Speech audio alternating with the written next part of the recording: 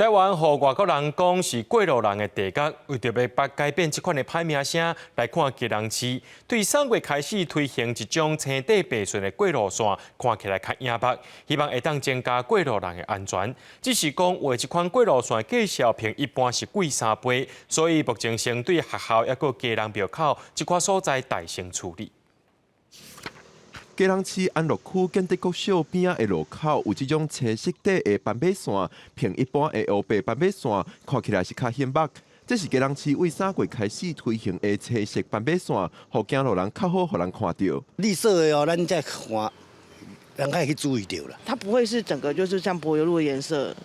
然后小朋友比较看得见啊，尤其是夜间哈，它的视觉效果是非常好。我们驾驶朋友在比较远的地方就可以看到绿色斑马线里面混有所谓的玻璃珠哈。那在夜间的时候，它会所谓的反光哈，就是会提醒哈这个地方会比较显目。现主时基隆市先为学校附近加基隆庙口这寡重要路口先施行，不过这款斑马线也互民众烦恼，凭一般的斑马线敢 会结束，用路人安全。可是问题，如果说是像骑车族的话，可能就比较没有那么理想。有色彩的斑马线伫日本、欧美国家拢有咧使用。台湾自2017年开始，也有关市陆续推动。基隆市政府表示，伫设计的时也有调整成分，和安全性比法规的标准更较悬。本正是50，基本上90、65哈，所以基本上哈。 奥多拜哈，伫顶悬徛哈，未讲有骨的哈方面啦。不过，基隆市政府表示，这款青色的斑马线比一般的黑白斑马线的介绍是贵3倍。